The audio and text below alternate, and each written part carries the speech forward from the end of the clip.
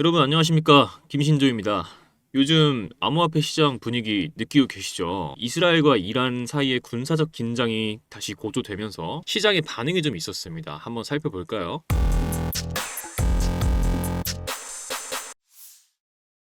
이스라엘과 이란 간 전쟁이 격화됨에 따라서 시장은 어떤 움직임을 보였는지, 그리고 지금 리플을 봐야 하는 이유는 무엇인지 한번 살펴보자고요. 어제 시장은 전쟁 이슈로 인해 전체적으로 큰 하락세를 보였는데요. 살펴보면 비트코인 같은 경우는 0.7%, 이더리움은 2.6% 하락했습니다. 반면에 리플은 0.4% 상승의 방어적인 움직임을 보여줬어요. 숫자만 보면 작죠. 하지만 중요한 건 이런 상황에서 안 떨어졌다는 사실이에요.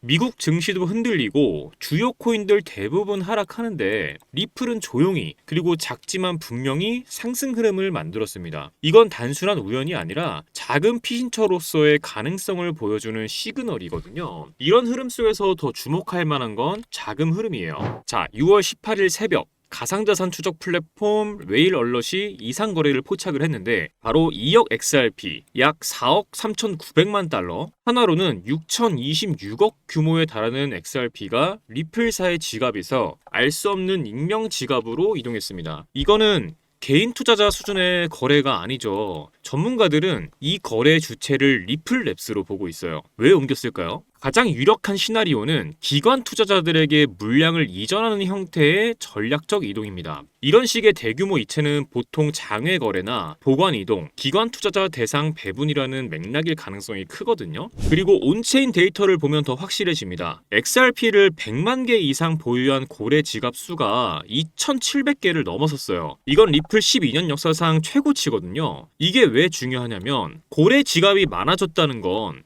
그만큼 대규모 자본이 리플을 담고 있다는 뜻이에요. 지금 리플은 소리 소문 없이 조용히 매집되고 있는 중이라는 거거든요. 그리고 이거는 단순히 거래소 거래만 봐서는 절대 보이지 않는 흐름입니다. 이 온체인 데이터로만 확인 가능한 진짜 수급이거든요. 그리고 이 시점에서 주목할 만한 분석이 있는데 비트겟의 최고 전략가 라이언 리의 분석인데요. 그는 한 인터뷰에서 이렇게 말했습니다. 현재 리플은 2달러 초반대에서 거래 중이지만 기관 보유 자산으로 편입되고 있고 SEC 리스크가 감소하고 ETF까지 승인이 된다면 그 상승 모멘텀은 기술적 분석 그 이상으로 간다고 강조를 했어요. 그리고 현재 리플은 SEC와의 법적 분쟁이 사실상 마무리 단계죠. 양측은 항소를 8월 중순까지 연기했고 벌금, 기관 판매 조건 등을 조율하고 있거든요. 이 말은 사실상 합의 수순입니다. 이런 상황에서 프랭클린 템플턴을 포함한 기관들이 리플 ETF를 신청했고 SEC는 현재 관련 의견 수렴을 받고 있어요. 최종 결정은 7월 말로 예상이 됩니다. 만약에 승인이 난다면 리플은 제도권 자산으로 본격 진입하게 되는 거거든요. 그리고 여기서 우리가 한 가지 더 주목해야 될 사실이 있습니다. 리플은 단순히 ETF가 나오냐 마냐의 수준을 넘어서서 전 세계 중앙은행 및 대형은행들과의 협력 관계를 이미 다수 구축한 상태라는 거예요.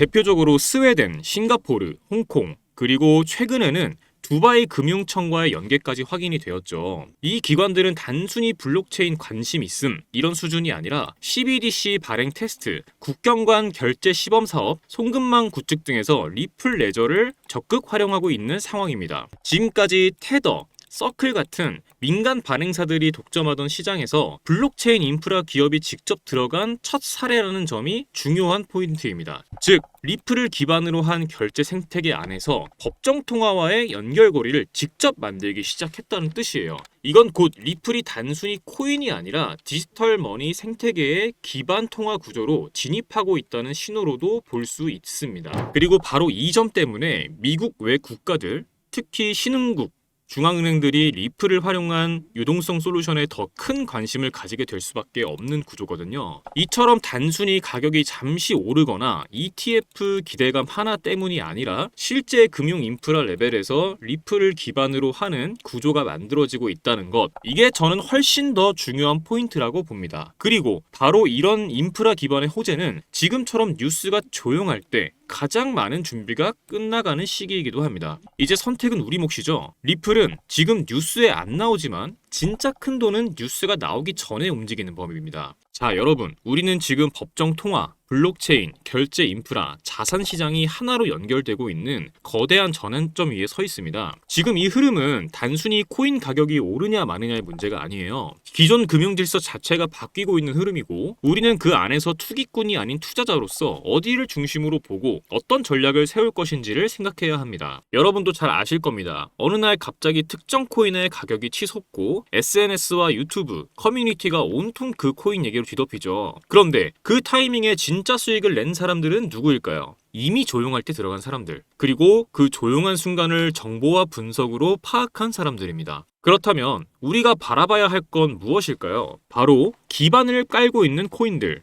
즉 기술과 인프라, 그리고 구조적인 연결고리를 가진 자산들입니다. 지금 리플과 스테이블 코인을 중심으로 벌어지는 이 변화 절대 가볍게 볼 수 없는 거거든요. 그리고 저는 지금 이 판 속에서 조용히 움직이는 하나의 코인을 계속 주시하고 있습니다. 이 코인은 이제 막 태동했고 언론에서도 다루지 않았어요. 그럼에도 제가 이 코인을 주목하는 이유는 이 코인이 리플 네트워크 위에서만 발행되고 전송되는 구조를 가지고 있다는 점입니다. 그 말은 리플이 커지면 커질수록 자연스럽게 이 코인의 쓰임과 가치도 함께 확장된다는 뜻이거든요. 이미 일부 기관들이 이 코인을 활용해 실사용을 시작하고 있고, 특정 계약 구조나 데이터 전송 혹은 결제 처리에 이 코인을 활용하고 있는 정황이 확인되고 있습니다. 그래서 저는 이걸 리플의 그림자라고 얘기하거든요. 자, 예를 하나 들어볼게요. 과거 이더리움도 처음엔 플랫폼 코인이라고 하면서 거래는 느리고 수수료는 비싸다고 외면받았지만 그 위에서 수많은 D앱, NFT, 디파이가 구축되며 결국 기반이 된 덕분에 자연스럽게 가치가 올라갔습니다. 지금 제가 주목하고 있는 이 코인도